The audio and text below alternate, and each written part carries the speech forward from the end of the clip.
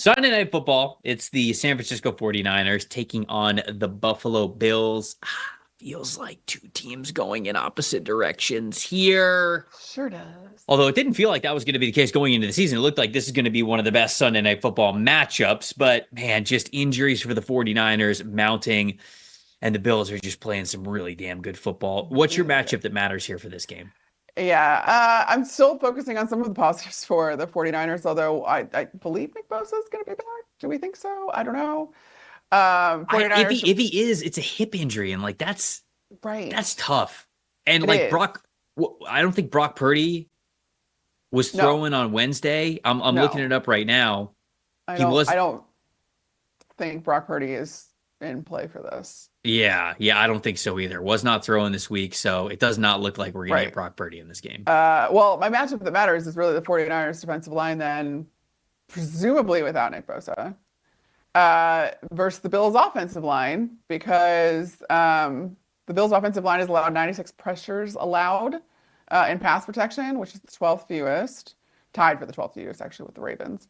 And the 49ers defensive line has done well pass rushing wise, top 10 numbers, top 10 grade, tied for ninth in grade with the Broncos, which is good company to be keeping. But how effective can they be if your best player is not a part of that? But I mean, there's more that factors into this than just Nick Bosa.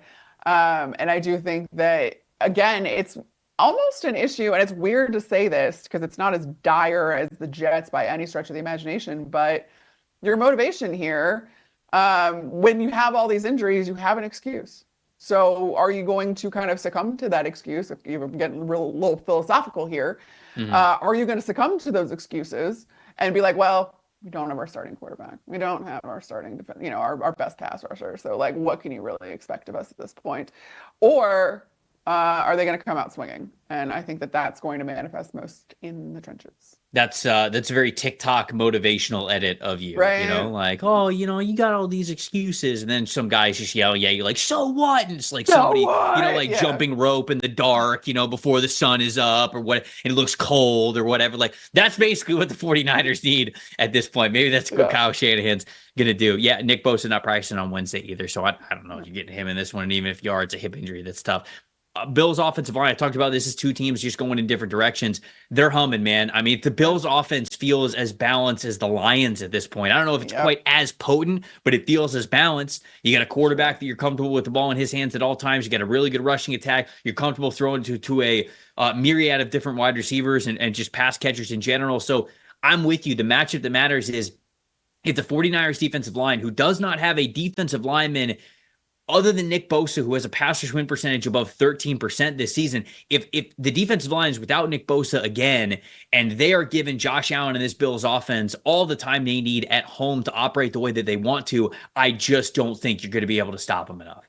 And, Yeah. and that was a big worry. I mean, I go back to just a couple of games that the 49ers have had throughout the season where they have really struggled. Like the Cardinals game stands out to me where it was like, man, it was just the defensive line could not get after them. And they ended up losing that game 24-23. And really that was a game that they had in hand.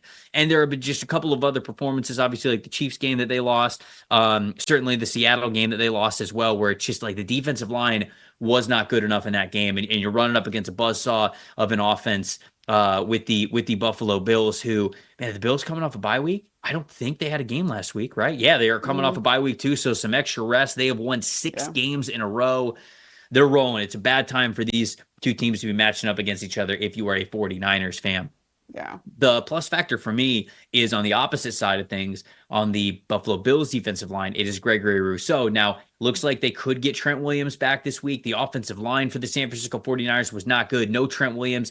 Still just 10 pressures allowed. So it's not like the floodgates opened, but it was overall, there were low pass blocking grades just overall for the offensive line. And Greg Rousseau, what a year he is having. Talking about quiet superstars, 87.1 pass rush grade, 18.4% pass rush win percentage, 51 pressures this season.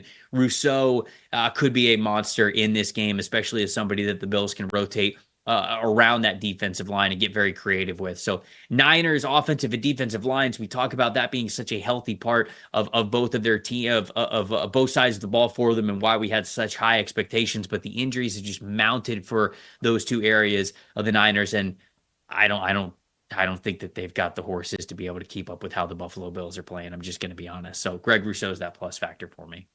Yeah, and especially coming off the bye, you're going to get Keon Coleman back, who hasn't played since November 3rd, I believe. So that's going to be a big boost too for this Bills offense. But I do think that, if you have any hope of keeping pace with what you mentioned is a very well-balanced offensive attack, you're going to have a well-balanced offensive attack of your own if you're the 49ers, no matter who's under center. And I think what we were looking for, at least what I was looking for in that Green Bay Packers game last week was, okay, you don't have Brock Purdy. You've got some key injuries. Kyle Shanahan, how do you adjust? We give a lot of credence to the fact that Kyle Shanahan's system with, the kind of the McVay tweaks and whatever is a system that is now run by basically half of the league. And there's reason for that, and it's a good system and all that kind of stuff. But are we really talking enough about how much or how little Kyle Shanahan can really adjust when he doesn't have all his horses? Right. And that's something that I was looking for in that Green Bay game, because he was going up against an offensive coordinator who he's besties with, who comes from this system, who adjusts it better than anybody. You look at what Matt LaFleur has done when Malik Willis is under center versus what Jordan Love is doing. And sometimes both of them are under center in one game when you saw Jordan Love get hurt and Malik Willis have to come in.